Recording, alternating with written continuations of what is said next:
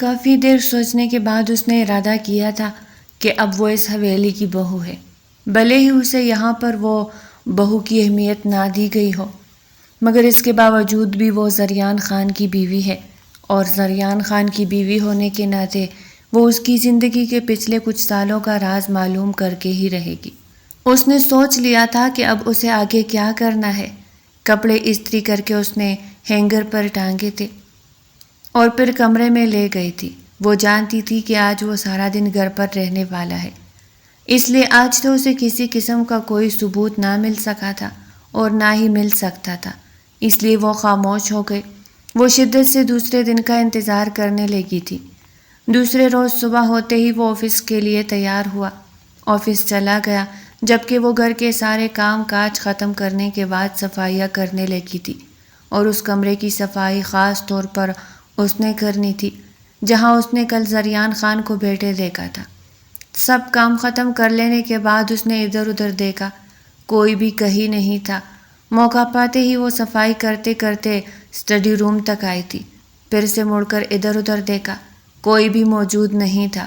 دھڑکتے دل اور کانپتے ہاتھوں کے ساتھ اس نے دروازہ کھولا اور پھر ادھر ادھر دیکھتی ہوئی کمرے میں غائب ہو گئی۔ اس نے خدا کا شکر ادا کیا تھا کہ اسے کسی نے نہیں دیکھا تھا، اور اب وہ جلدی سے یہاں کی صفائی کرنے لگی تھی۔ کتابوں پر ڈسٹنگ کرتے کرتے وہ ٹیبل تک آئی تھی، اور پھر دیکھتے ہی دیکھتے وہ ٹیبل کے ایک طرف سے دوسرا اور دوسرے سے تیسرا دراز کھولنے لگی۔ وہ وہی تصویر ڈھونڈ رہی تھی، اور پھر اچانک ہی اس کی نظر سامنے کتابوں کے شیلف کے بالکل درمیان میں پڑی تھی، جہاں پر ایک تصویر کھڑی تھی۔ وہ جلدی سے اس کی طرف بڑھی۔ خوبصورت سے فریم میں ایک ہستی مسکراتی ہوئی حسین و جمیل لڑکی کی تصویر تھی۔ دیکھنے میں لگ رہا تھا کہ وہ کافی خوش ہے۔ اس کے ساتھ ہی اس نے دوسری تصویر دیکھی تھی، وہ زریان خان تھا۔ ان دونوں کے ایک ساتھ تصویر، اور وہ بھی اتنی خوشی میں۔ وہ یہ دیکھ کر حیران رہ گئی تھی، کیا یہ اس کی پہلی بیوی تھی؟ اگر پہلی بیوی تھی تو اس حویلی میں اس کا نام و نشان کیوں نہیں تھا؟ اس کے کمرے میں اس کی کوئی تصویر کیوں نہیں تھی؟ اور اس نے کبھی اس بارے میں ذکر کیوں نہیں کیا تھا؟ کئی سوالات اس کے دماغ میں جنم لینے لگے تھے۔ اس نے چپ چاپ کچھ دیر دیکھا اور پھر اس تصویر کو وہی کھڑا کر دیا، اور پھر صفائی کرتے کرتے اچانک ہی اس کی نظر کھلے ہوئے دراز پر پڑی تھی۔ دراز کو بند کرنے کے لیے وہ آگے بڑھی تو اچانک ہی اس کی نظر جس چیز پر پڑی اس نے اسے حیرت میں مبتلا کر دیا تھا۔ وہاں ایک سرخ رنگ کی ڈائری تھی۔ ڈائری کے اوپر ایک پرچی چسپاں تھی جس کو بہت خوبصورت طریقے سے ڈیزائن کیا گیا تھا۔ اس پر لکھا تھا، میری جان حیات، تم سے ملنے کی داستان۔ وہ حیران رہ گئی تھی، یہ کیا تھی؟ کیا وہ کوئی رائٹر تھا جو کوئی تحریر لکھ رہا تھا، یا پھر اس نے اپنی زندگی کے بارے میں کوئی تحریر لکھی تھی، یا وہ اپنے دن بھر کی ساری باتیں اسی ڈائری میں لکھ دیتا تھا؟ معلوم نہیں تھا کہ کیا چکر تھا، لیکن جو بھی تھا وہ ڈائری اپنی طرف کھینچ رہی تھی۔ تجسس بھی مزید بڑھتا چلا جا رہا تھا۔ اس نے پھر سے پیچھے کی جانب دیکھا، دروازہ ابھی تک بند تھا، یعنی کوئی نہیں آیا تھا، اور اس وقت کوئی آنے والا بھی نہیں تھا۔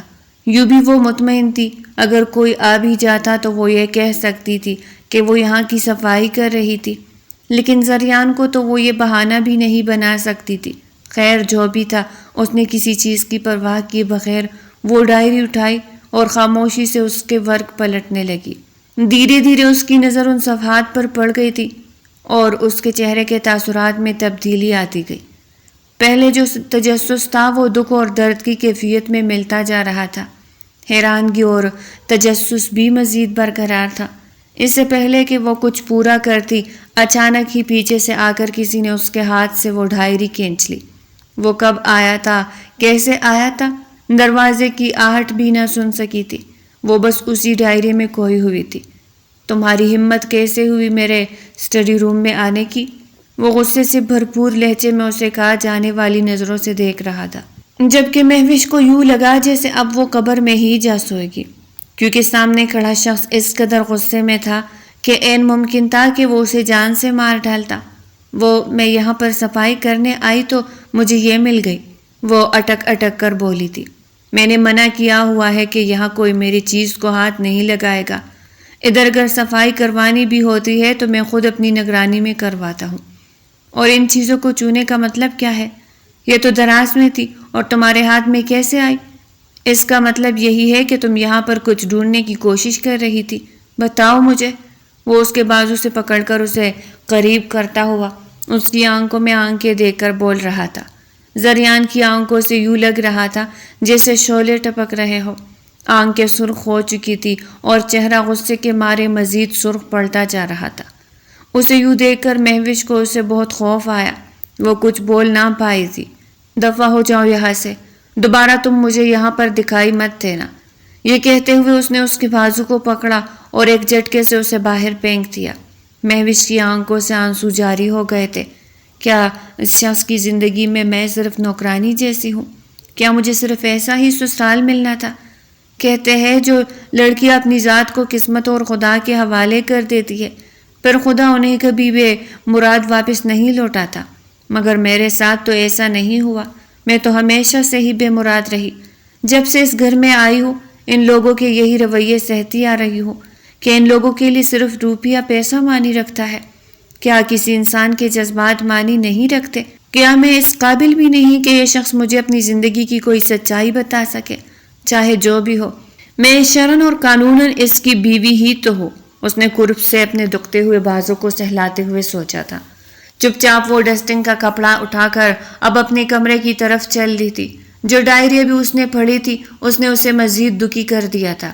پراسرار شخصیت کا مالک اس کا شوہر زریان خان اسے اپنے بارے میں کچھ کیوں نہیں بتاتا تھا، نہ ہی کچھ پتہ چلنے دیتا تھا۔ یوں بھی کہتا تھا کہ اسے عورتوں پر یقین نہیں ہے، وہ جتنا بھی اسے خود کی طرف مائل کرنے کی کوشش کرے گی وہ اتنا ہی اس سے دور ہوگا۔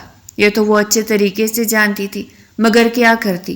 زندگی نے اس کی قسمت میں بس یوں ہی ٹکرائے جانا ہی لکھا تھا۔ لیکن اب اس سب کے بعد بھی اسے جو چیز بہت اچھے سے پتہ چلی تھی وہ تھی زریان کی پسند ناپسند، اور اس گھر میں اب کھانا بنانے کی ذمہ داری اسی کی تھی۔ اس کا پہلا قدم بس یہی تھا کہ وہ اس شخص کی توجہ حاصل کرنے کے لیے اس کی پسند کے کھانے بنا کر اسے پیش کرے گی، اس کی پسند کا ہر طرح سے خیال رکھے گی۔ اس شخص سے دور جانا، اس سے طلاق لینا تو وہ سوچ بھی نہیں سکتی تھی، کیونکہ وہ ایک عزت دار گھرانے کی لڑکی تھی۔ اسے آج بھی اپنی ماں کی یہ بات یاد تھی کہ عزت دار گھرانے کی بیٹی اپنے شوہر کے علاوہ کسی کی طرف آنکھ اٹھا کر نہیں دیکھتی، اور چاہے جن حالات میں بھی ان کی شادی ہو جائے وہ اپنے شریک حیات سے الگ ہونے کے بارے میں سوچ بھی نہیں سکتی۔ اور طلاق کے بارے میں تو بڑی وعید سنائی گئی تھی۔ طلاق کے بارے میں تو یہ تک کہا گیا تھا کہ بے جا طلاق ہونے پر عرش ہل جاتے ہیں۔ وہ اس مقدس رشتے کو نہیں توڑنا چاہتی تھی۔ پیچھے اس کی زندگی میں جو کچھ ہوا تھا وہ اسے بھول کر اب آگے بڑھنا چاہتی تھی۔ 1 مہینے سے اس شخص کے ساتھ رہتی آئی تھی اور اب آہستہ آہستہ وہ اس شخص کے قریب جانا چاہتی تھی۔ وہ چاہتی تھی کہ اس کا شوہر اب اسے ویسی اہمیت دے جیسے باقی لڑکیوں کے شوہر انہیں دیتے ہیں۔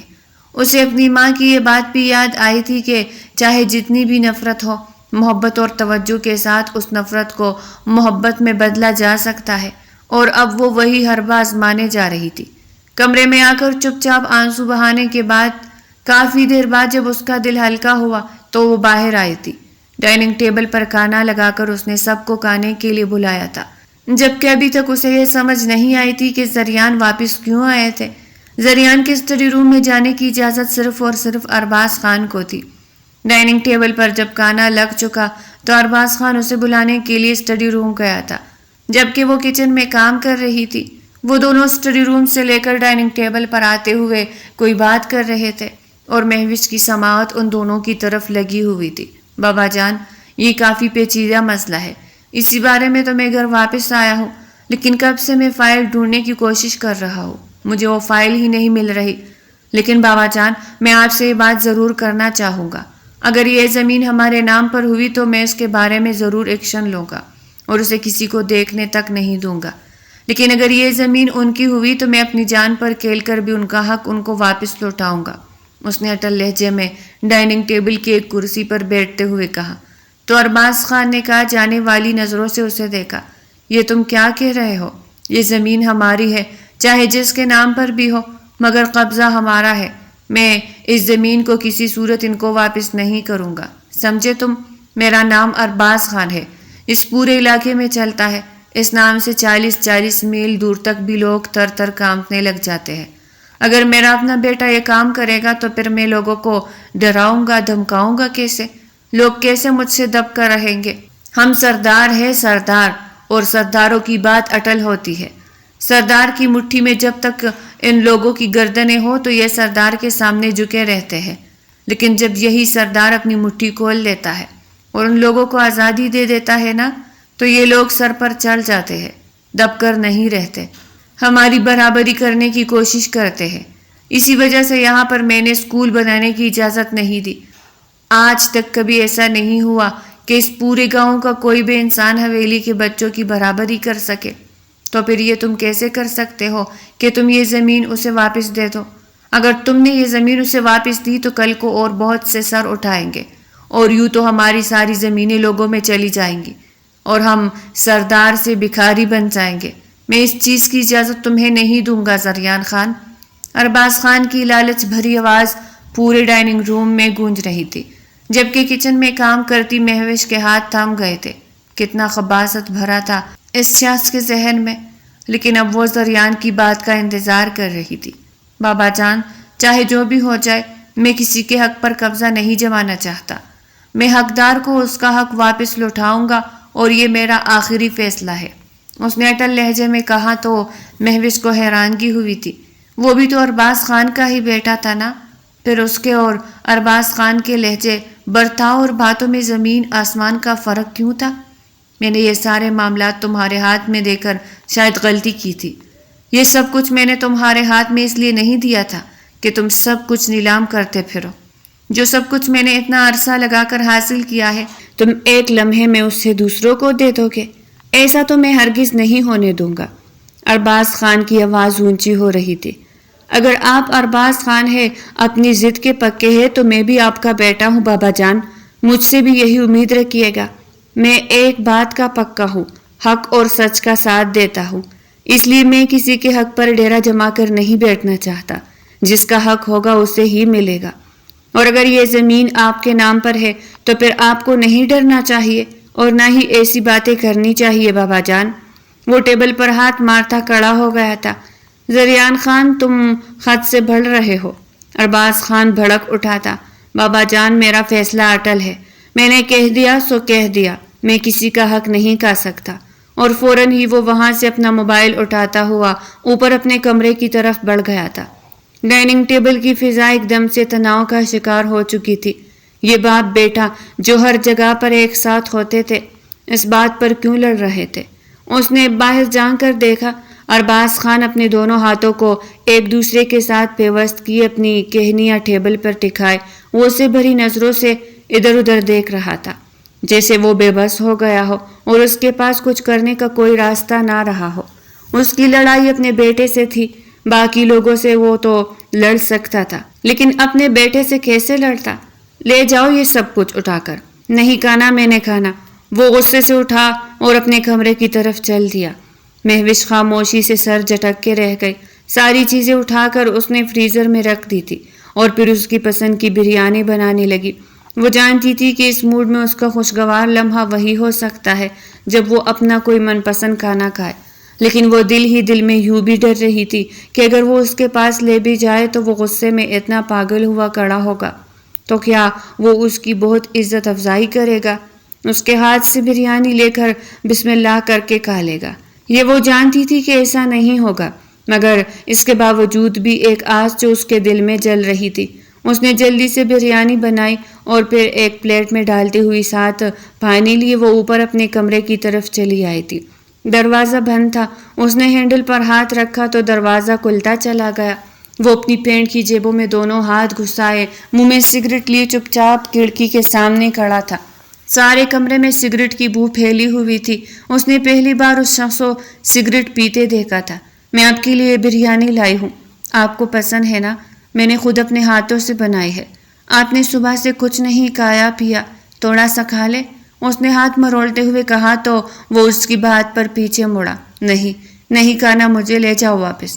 اس نے منہ پھیرتے ہوئے کہا تو وہ پھر سے بولی، خالی پیٹ رہنا ٹھیک نہیں ہوتا، اور دوسری طرف اگر آپ کھائیں گے پیئیں گے نہیں تو اپنے کام پر کیسے توجہ دیں گے؟ میری امی کہتی ہے کہ انسان اگر کوئی بھی کام کرے تو اس سے پہلے اسے پیٹ بھر کر کھانا کھا لینا چاہیے، کیونکہ جب وہ پیٹ بھر کر کھانا کھاتا ہے تو اس کا دماغ فریش ہو جاتا ہے، اور فریش دماغ کے ساتھ وہ بہت اچھے سے کام کر سکتا ہے۔ اور میرا اپنا بھی یہی خیال ہے۔ آپ جو کچھ سوچ رہے ہیں اور آپ کی سمجھ میں نہیں آ رہا تو آپ کے لیے بہتر ہوگا کہ پہلے آپ اپنا من پسند کھانا کھا لیجئے۔ یہ کہتے ہوئے اس نے پلیٹ کے اوپر رکھی ہوئی دوسری پلیٹ اٹھائی تو گرم گرم بریانی کی خوشبو سارے کمرے میں پھیل گئی۔ بھوک سے اس کے پیٹ میں چوہے دوڑ رہے تھے، مگر غصے کی وجہ سے وہ کھانا نہیں کھا رہا تھا، مگر اب وہ بے بس ہو چکا تھا۔ اس کی سب سے پسندیدہ ڈش یعنی بریانی اس کے سامنے تھی۔ آخر کب تک وہ انکار کر سکتا تھا؟ خاموشی سے وہ اپنا سگریٹ بجھاتا ہوا اسے ڈسٹ بن میں پھینکتا، صوفے پر آ بیٹھا۔ اس نے چمچ اس کے سامنے رکھی اور پھر خود ہی اس کے ساتھ بیٹھ گئی۔ 2 چمچ کھانے کے بعد اس نے مہوش کی طرف دیکھا۔ تم بھی کھاؤ نا، تم نے بھی تو کچھ نہیں کھایا ہوگا۔ نہ جانے کیوں اسے اس کا خیال آیا تھا۔ اس نے بھی مسکراتے ہوئے ایک چمچ اٹھایا اور اس کے ساتھ کھانے بیٹھ گئی۔ اسے لگ رہا تھا کہ وہ بھی اس کی بنائی گئی بریانی کی تعریف کرے گا، اسے کہے گا کہ تمہارے ہاتھ کا ذائقہ تو بہت اچھا ہے، تم بہت اچھا کھانا بناتی ہو، یا پھر یہ کہے گا کہ بریانی میری پسند کی ہے۔ لیکن اس نے کچھ بھی نہیں کہا تھا، وہ بس کھاتا چلا جا رہا تھا۔ اس کے کھانے کے اندر کو دیکھ کر مہوش کے دل میں لڈو ٹوٹ رہے تھے۔ وہ جانتی تھی کہ اسے بریانی بہت پسند آئی ہے، وہ اپنے ایک کام میں تو کامیاب ہو گئی تھی۔ معلوم نہیں وہ اس کے دل کو اپنی طرف مائل کر بھی سکتی تھی یا نہیں، مگر ابھی اس کا ارادہ اس کے دل کو جیتنا نہیں تھا، بلکہ اس کا خیال رکھنا، اس کی پسند ناپسند کو دیکھنا تھا۔ جب سے وہ یہاں آئی تھی لاشعوری طور پر اسے یہ احساس ہوا تھا کہ وہ خود کو بہت تنہا محسوس کرتا ہے۔ بیوی ہونے کے ناطے اس نے یہی سوچا تھا کہ اس کا فرض بنتا ہے کہ وہ اس کی تنہائی کو دور کرے، اور اس کی تنہائی کو دور کرنے کا بس ایک یہی طریقہ تھا کہ جب بھی وہ تنہا ہو وہ اس کے پاس پہنچ جائے، جس قدر ہو سکے اس کی پریشانی کو دور کرنے کی کوشش کرے، اور وہ اب کر رہی تھی۔ ایک لمحے میں اس کا غصہ اڑن چو ہو چکا تھا۔ جب وہ پیٹ بھر کر بریانی کھا چکا تو وہ جلدی سے برتن اٹھائے کچن کی طرف آ گئی تھی۔ اس کا دل اب مطمئن تھا اور مسکراہٹ بھی گہری ہوتی جا رہی تھی۔ اب یوں ہی وقت گزرتا جا رہا تھا اور وہ جب بھی اسے یوں ہی پریشان دیکھتی اس کے لیے کچھ نہ کچھ بنا کر لاتی رہتی تھی۔ 2 دن گزرے تھے اور آج وہ اپنے اسٹڈی روم میں جا کر گھس گیا تھا، اور 3 گھنٹے ہو چکے تھے وہ ابھی تک اسٹڈی روم سے باہر نہیں نکلا تھا۔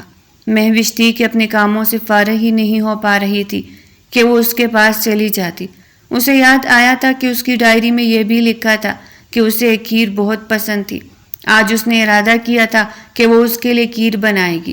سارے کام ختم کرنے کے بعد اس نے کھیر بنانے کے لیے چولہے پر رکھی اور پھر برتن دھونے لگی۔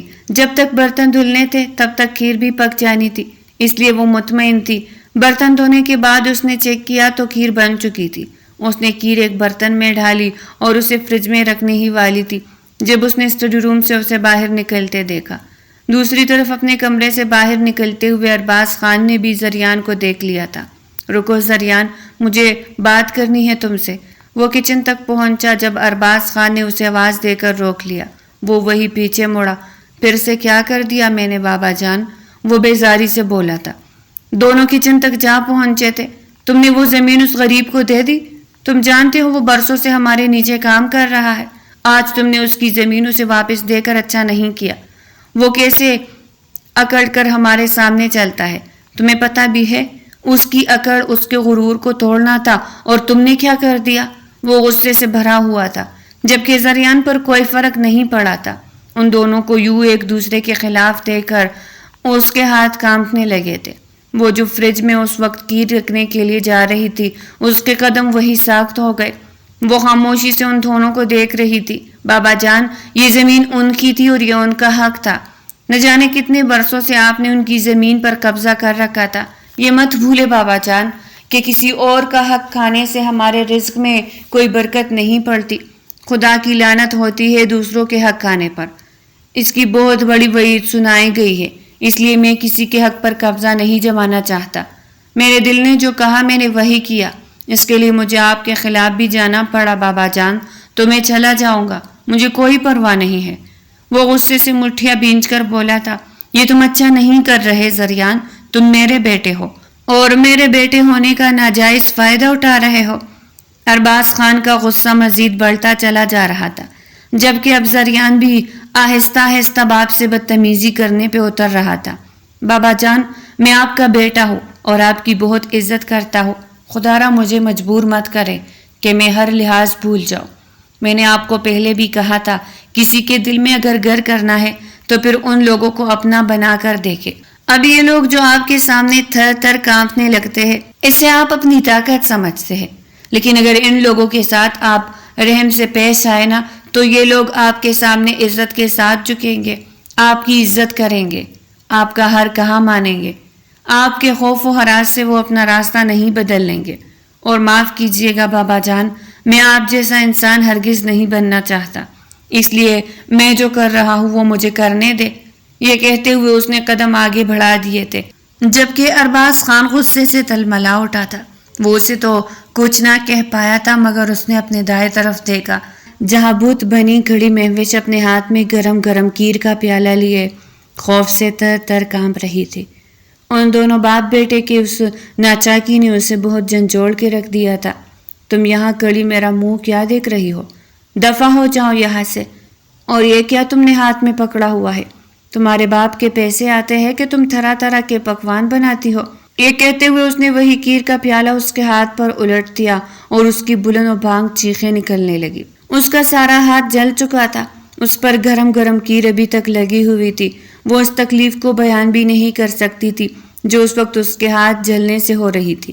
دروازے تک پہنچتا ہوا زریان ایک جھٹکے سے رکا اور پھر بھاگتا ہوا پیچھے آیا تو ان دونوں کو سامنے اس حالت میں دیکھا تھا۔ وہ درد سے چلا رہی تھی، جبکہ ارباز خان ابھی بھی اس پر غصے سے کھولتی ہوئی جمی ہوئی کھیر اتار کر پھینکنے لگا تھا۔ جب وہ آگے بڑھا تو بولا، بابا جان کیا کر رہے ہیں آپ؟ میری بیوی ہے یہ۔ یا خدا، یہ کتنا ہاتھ چل گیا ہے اس کا۔ آپ انسان ہیں یا جلاد؟ اب کی بار وہ آنکھوں میں غصہ لیے بولا تھا۔ مہوش کی یہ تکلیف اس سے دیکھی نہیں جا رہی تھی۔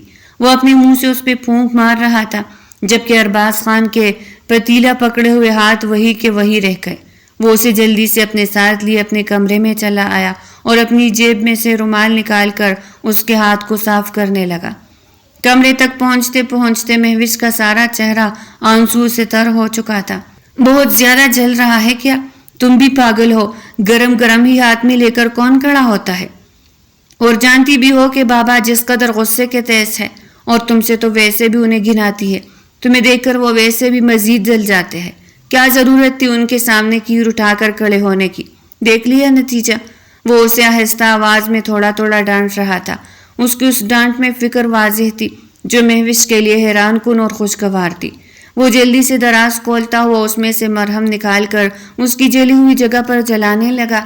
اس کا دایاں ہاتھ سارے کا سارا جل چکا تھا، پورے ہاتھ پر سرخی پھیل چکی تھی۔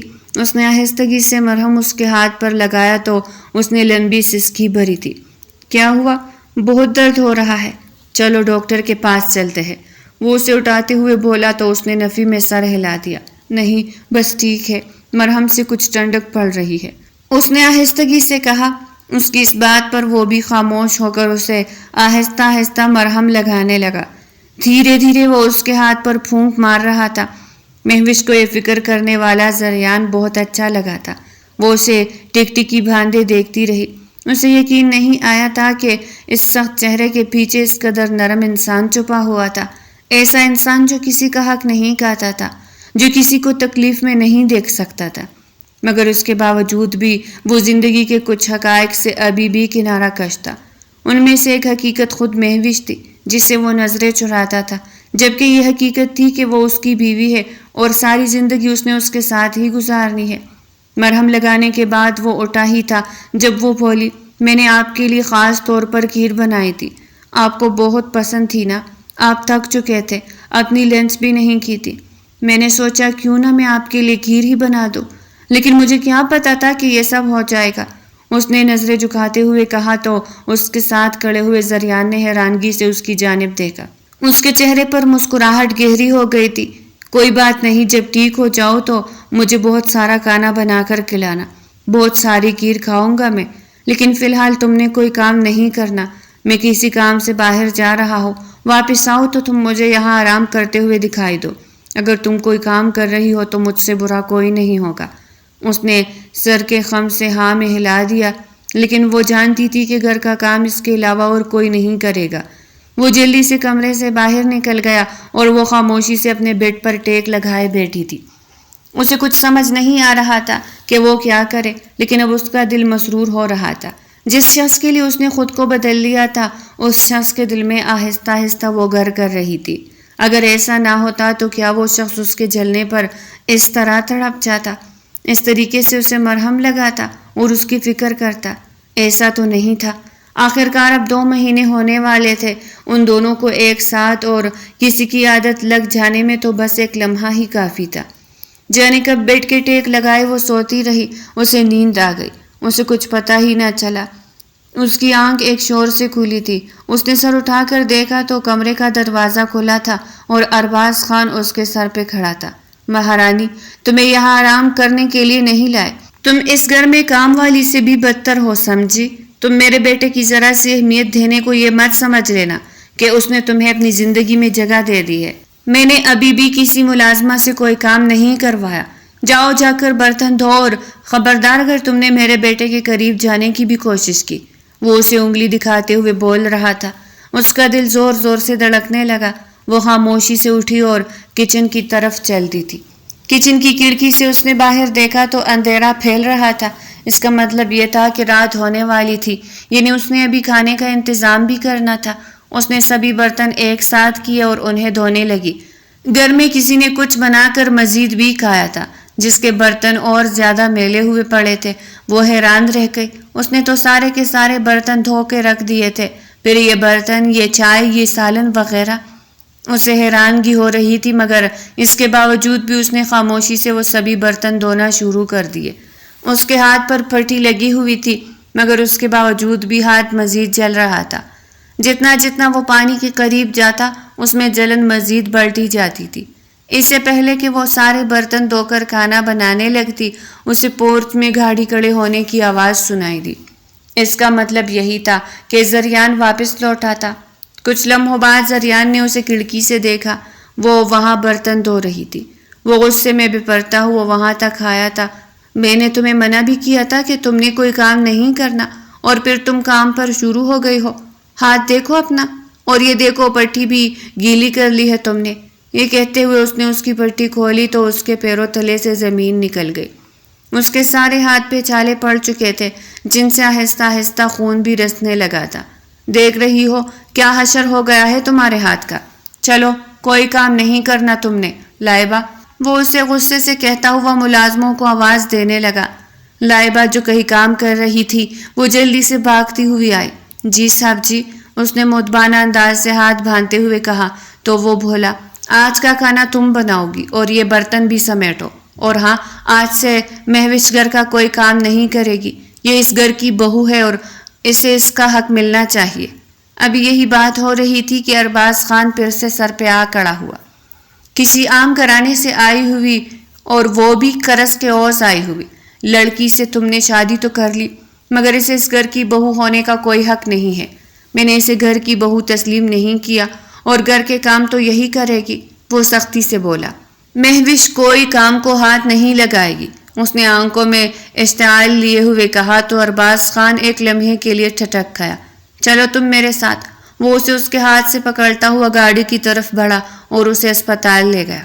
اس کی مرہم پٹی ہوئی، لیکن ڈاکٹر کا کہنا تھا کہ اس کا بلڈ پریشر بھی بہت لو تھا۔ اس کے لیے اسے کچھ ڈرپس اور دوائیاں وغیرہ لینی ہوگی، اس لیے شاید آج رات انہیں وہیں رکنا پڑ جائے۔ اس نے بھی حامی بھر لی تھی۔ دوائی اور ڈرپ لگنے کی وجہ سے اس کے دماغ پر انودگی سوار ہوئی، اور پھر ایک دم سے وہ نیند کی وادیوں میں جا چکی تھی، اور وہ ساری رات اس کے سرہانے بیٹھا رہا۔ وہ ایک پل کے لیے آنکھ نہیں لگا سکا تھا۔ نہ جانے کیوں کافی دنوں سے اسے اس لڑکی سے انس پیدا ہو رہا تھا۔ جو وہ اس کے قریب آ رہی تھی، وہ بھی اسی کے بارے میں سوچتا چلا جا رہا تھا۔ اسے اب اس کی فکر لاحق ہونے لگی تھی، اور جب سے اس کا ہاتھ جلا تھا، وہ اب مزید اس کی فکر کرنے لگا تھا۔ ایسا کیوں تھا وہ سمجھ نہیں پا رہا تھا۔ صبح جانے کب اس کی آنکھ کھلی تو اس نے ادھر ادھر دیکھا لیکن سامنے کرسی پر ہی زریان کو سوتا ہوا دیکھا تو حیران رہ گئی۔ زریان، زریان، اس نے اسے دوسری بار آواز دی تو زریان نے جلدی سے اس کی جانب دیکھا۔ تم ٹھیک تو ہو نا؟ اب کیسی طبیعت ہے تمہاری؟ وہ اس کی طرف جھکا، اس کے ماتھے پہ آئے ہوئے بھالوں کو اپنی ایک انگلی سے ہٹانے لگا تھا۔ اس کی آنکھوں سے اس کی فکر واضح دیکھی جا سکتی تھی۔ میں اب ٹھیک ہوں، آپ ساری رات نہیں سوئے؟ اب گھر چلے جاتے ہیں۔ اور میں ساری رات یہاں کیوں رہی؟ میرے تو صرف ہاتھ پہ چوٹ لگی تھی نا، بس ایک ہاتھ ہی تو جلا تھا، پھر یہاں ساری رات کیوں رکے؟ وہ پریشانی کے عالم میں بولی تو اس نے آہستگی سے اس کا ہاتھ پکڑتے ہوئے کہا، تمہاری طبیعت مزید بھی خراب تھی اور شاید کافی دنوں سے تمہیں بخار بھی تھا اور تمہارا بی پی بھی لو تھا۔ تم نے اس بارے میں نہیں بتایا۔ یہ تو شکر ہے کہ میں تمہیں یہاں لے آیا، ورنہ تم تو اپنی جان لے لیتی۔ وہ نرمی سے بولا تو مہوش کی آنکھوں سے آنسو آ گئے تھے۔ وہ ایسا انسان ہی تو چاہتی تھی۔ چلو اچھا، تیار ہو جاؤ، ابھی تو مجھے ڈسچارج کیا جائے گا۔ ہم چلتے ہیں، اور میرے خیال سے پہلے تمہارے امی ابو کے گھر چلتے ہیں، اس نے مسکراتے ہوئے کہا تو مہوش کو یوں لگا جیسے اس نے کچھ غلط سنا ہو۔ وہ حیرانگی سے اس کی طرف دیکھنے لگی تو وہ مسکرا کر بولا، ٹھیک کہہ رہا ہوں، چلو۔ کچھ دیر بعد اسے ڈسچارج کر دیا گیا اور آدھے گھنٹے بعد ہی وہ ان کے دروازے کے سامنے کھڑے تھے، مگر دروازے کو تالا لگا تھا۔ یہ دیکھ کر وہ حیران رہ گئی تھی۔ اس کا دل زور زور سے دھڑکنے لگا تھا۔ میرے بابا ٹھیک تو ہوں گے نا؟ وہ کہاں چلے گئے ہیں؟ اس نے فکر مندی سے پوچھا تو اس نے اس کے کندھے پہ ہاتھ رکھتے ہوئے کہا، فکر مت کرو، سب ٹھیک ہوگا، میں ان کے بارے میں پتہ لگوا لوں گا۔ ابھی ہم ایسا کرتے ہیں کہ تمہاری طبیعت ٹھیک نہیں ہے، ہم گھر چلتے ہیں۔ یہ کہتے ہوئے اس نے دوبارہ اسے گاڑی میں بٹھایا اور وہ دونوں اپنے گھر کی طرف چل دیے تھے۔ وہ اس کا ہاتھ پکڑے حویلی کے ڈرائنگ روم میں داخل ہوا تو سامنے کا منظر دیکھ کر مہوش کے پیروں تلے سے زمین نکل گئی۔ اس کے امی اور بابا دونوں ہی ڈرائنگ روم میں ارباز خان کے سامنے گھٹنے ٹیک کر بیٹھے تھے اور ہاتھ جوڑ کر اس سے منتیں کر رہے تھے۔ خدا کے لیے خان صاحب، ہم نے آپ کے قرض کی ساری رقم ادا کر دی ہے، یہ لے اور ہمیں ہماری بیٹی واپس کر دے۔ ہمیں پتہ چلا ہے کہ یہاں پر ہماری بیٹی کے ساتھ کچھ اچھا سلوک نہیں کیا جاتا اور آپ لوگوں سے اس کے علاوہ اور کوئی امید کی ہی نہیں جا سکتی۔ اس وجہ سے ہم نے جیسے بھی کر کے یہ ساری رقم ادا کر دی ہے، اب خدا کے لیے ہماری بیٹی ہمیں واپس کر دے۔ وہ دونوں روتے ہوئے بول رہے تھے جب ارباز خان نے غصے سے کہا، ہم نے اپنے قرض کی رقم تمہاری بیٹی کی صورت میں لے لی، اب ہمیں کوئی قرض نہیں چاہیے اور تمہاری بیٹی بھی تمہیں واپس نہیں ملے گی۔ تمہاری بیٹی کے ساتھ آگے میں کیا کرتا ہوں یہ تم لوگوں کے وہم و گمان میں بھی نہیں ہوگا، کیونکہ تمہاری بیٹی آہستہ آہستہ میرے بیٹے پہ قبضہ کرنے لگی ہے اور اس کی سزا تو اسے مل کر ہی رہے گی۔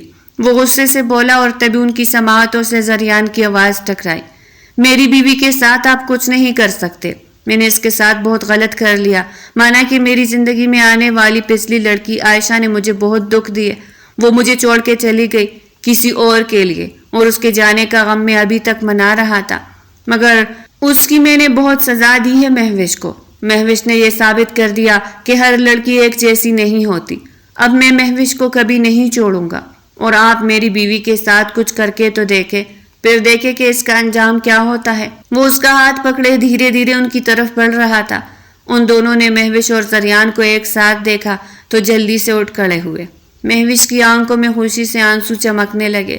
ماما، بابا کہتی ہوئی وہ بھاگتی ہوئی اپنے باپ کے سینے سے جا لگی تھی۔ اس کے بعد وہ زلیخا بیگم کے سینے سے جا لگی تھی۔ 2 مہینے ہو چکے تھے، اس نے ایک جھلک بھی نہ دیکھی تھی اپنے ماں باپ کی۔ ایک جھلک تو کیا، اس نے ذرا سی آواز بھی نہ سنی تھی۔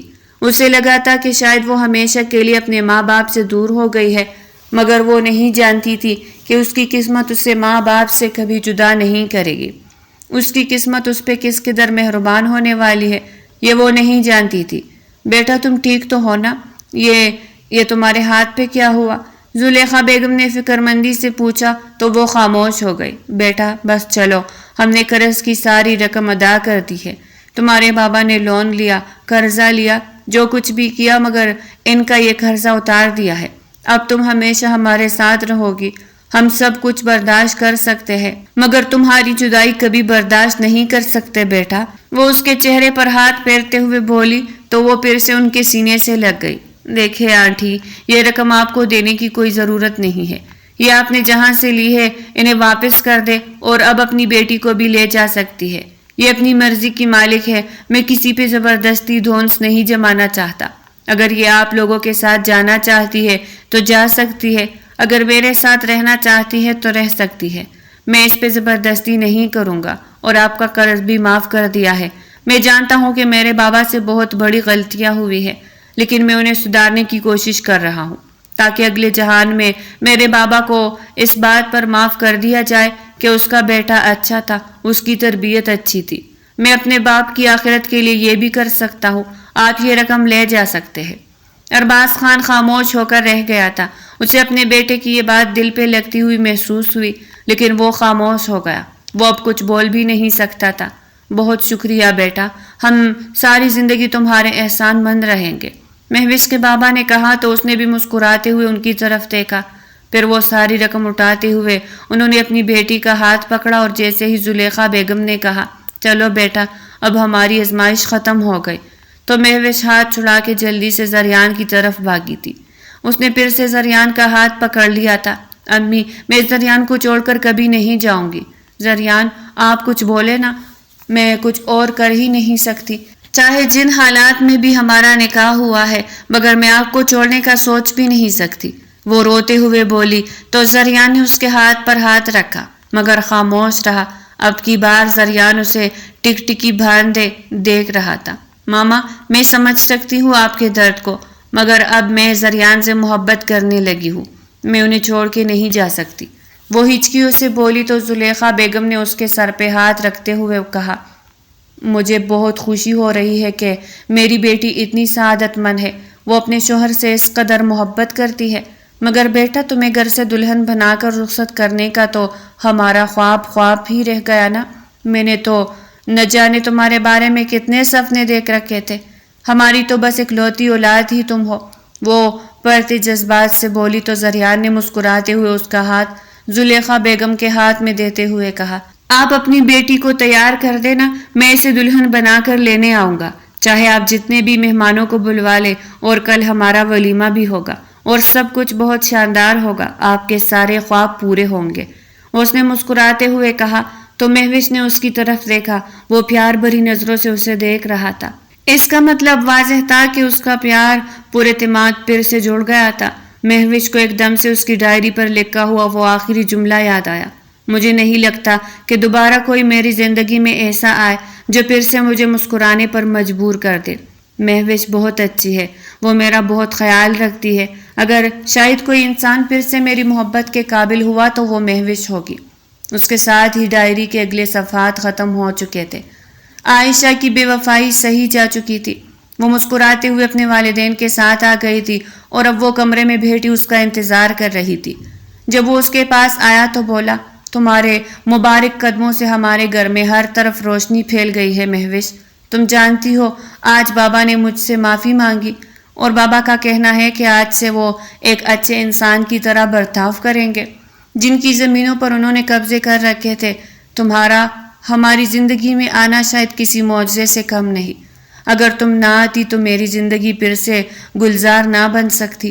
میں تم سے وعدہ کرتا ہوں کہ میں تم سے ہمیشہ پیار کروں گا، تمہیں کبھی بھی کہیں اکیلا نہیں چھوڑوں گا۔ اس کے کہنے پہ وہ جھیم سی گئی تھی، جبکہ سرخ جوڑے میں ملبوس پری کی طرح نظر آنے والی مہوش نے زریان کے دل کو اپنے قبضے میں کر لیا تھا اور زریان نے ایک محبت بھرا بوسہ اس کے ماتھے پہ ثبت کیا تھا، اپنی پہلی محبت کی پہلی مہر ثبت کی تھی۔ ان کی زندگی آج ایک حسین راہ پہ چل نکلی تھی۔